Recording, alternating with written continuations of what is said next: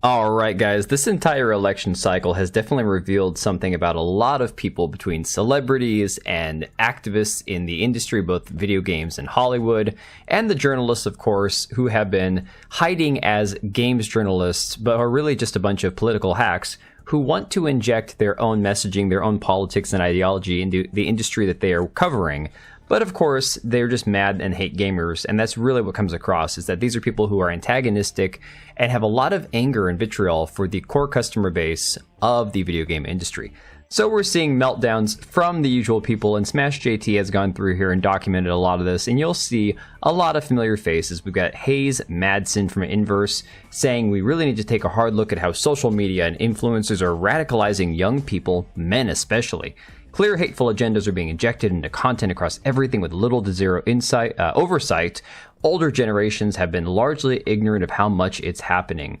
Then we got Rebecca Valentine, the person who cannot stop herself from going after game developers, from attacking studios, even if the evidence is very lacking in its support of her arguments, saying, I sent in a volunteer form to a local refugee organization this morning. I have to choose to keep fighting, keep helping, keep trying, keep hoping. And this, of course, is in response to the result of the election. Then you'll see people from Kotaku. Of course, you've got Carolyn Pettit saying, grievance politics, the lust for a feeling of superiority over others, domination ideology, white supremacy remains at the sick, poisoned heart of this country. But we're not done yet. Then, of course, Alyssa Mercante, who has been actually trying to get Melanie Mack to fight her now, I guess, after she backed out against Vera Dark. Now she's trying to antagonize Melanie Mack into fighting her. It's pretty cringe, to be honest. Alyssa Mercante saying, at this point, I'm an expert in online extremism and how it seeps into the real world, so if you need anyone to speak to it, hit me up. Reposting people saying, quote, maybe if Dems, third-party voters, can we address the fact that young men have become Hitler youth, please? Wow, okay. Then Alyssa also saying, yes, the increased vitriol you saw online over the last few months was an indicator. Yes, they once again borrowed a playbook from reactionary, angry, perpetually online men. We are a stupid country. Jessica Cogswell, of course, this woman has been as unhinged as all of them, Ash Parrish. So again, a lot of the usual suspects. But this is just the games media. Just wait till we talk about some of the people in the games industry themselves. After a quick word from this video sponsor, Instant Gaming.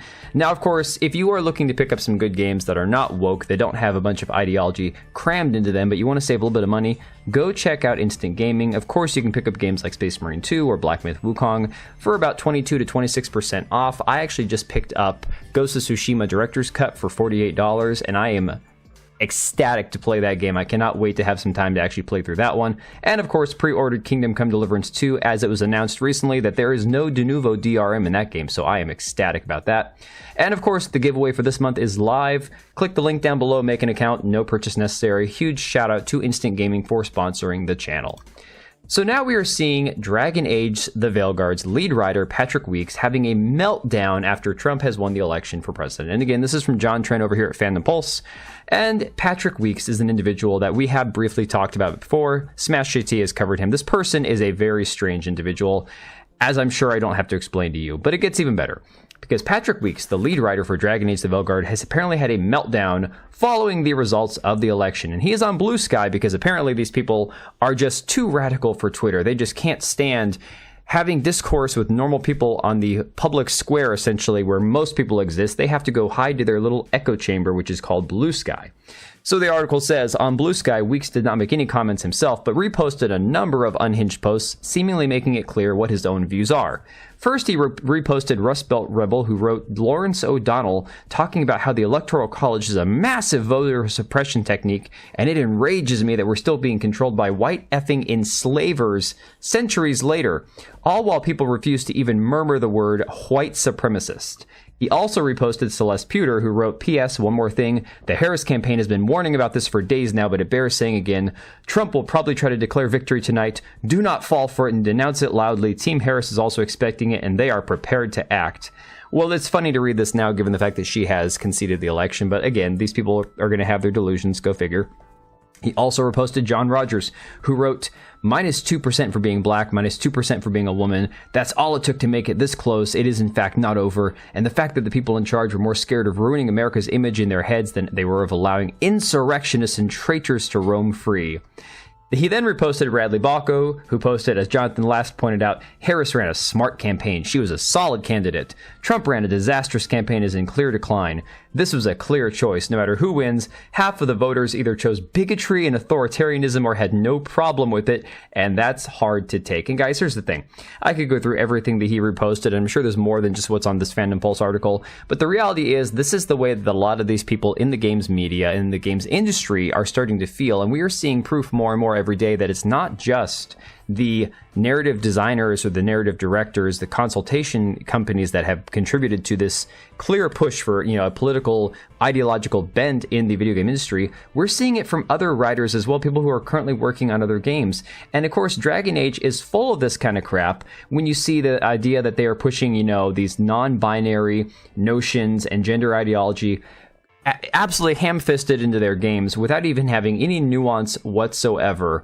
And this has resulted in apparently BioWare deciding that, this game's a lost cause, it's done, we're not going to do DLC, we're going to move on to Mass Effect 5. But here's the concern that a lot of people are going to rightfully have about Mass Effect 5 when you start realizing that BioWare is, again, in charge of this game, a game which is already up in the air as far as how good the quality is going to be, and they have got people like this person here apparently writing for the story, the prequel that goes to the game that's coming out next year, I believe it is. So again, from that Park Place, Mass Effect writer says, I am trying hard to restrain the vicious need to lash out at other people following Trump's presidential victory.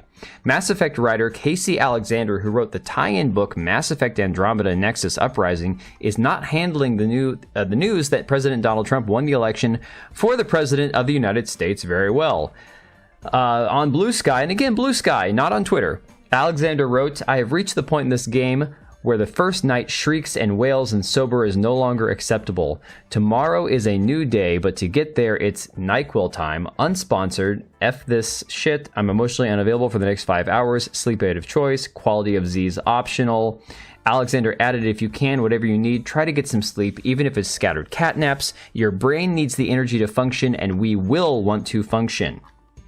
Alexander then followed that up, writing, I'm trying hard to restrain the vicious need to lash out at other people. I am too furious, too spiteful, too exhausted, too flattened, too scared, and yet I am incandescent with a rage that has only this damaged body and mind to house it. This sounds like a very sane, rational individual.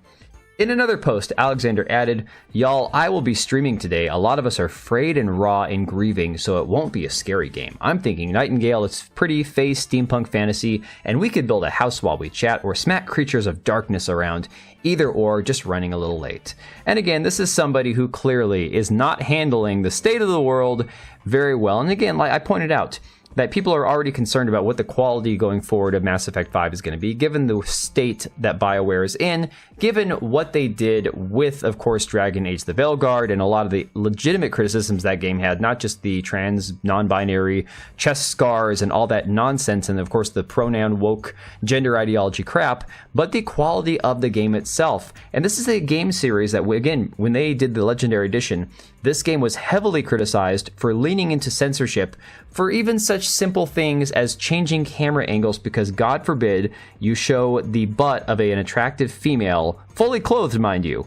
But again, they hate femininity, they hate the human body, they hate the fact that there are people who genuinely enjoy attractive things and find these things desirable, and they hate the fact that they can't see themselves in things that are conventionally attractive or, again, traditionally desirable by the vast majority of people. So I'm going to leave it right there, guys. Let me know what you think about all this. Are you going to be confident that Mass Effect 5 is going to be a solid game? Do you have any intention in buying this game? Do you think that the fact that this person is writing a prequel for a book that's attached to the story makes any difference? I mean, maybe BioWare will actually hire competent people, but one thing you have to remember is that the team that works at BioWare was brought on to try and fix Dragon Age the Veilguard, and it apparently didn't do much good, because that game has some of the most cringe, terrible, juvenile level of writing I have ever seen. But I'm going to leave it right there, guys. Let me know what you think about all this, and I will catch you guys on the next one. All right, and if you made it this far, thank you so much for watching the video. Thank you for being here. I do have two channels, Minimal Effort Podcast, as well as my gaming channel.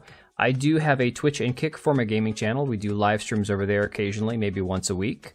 And then if you are in the market for a new PC, make sure to check out Meta PCs. Click the link I have down below, use code TBOW at checkout for a special discount.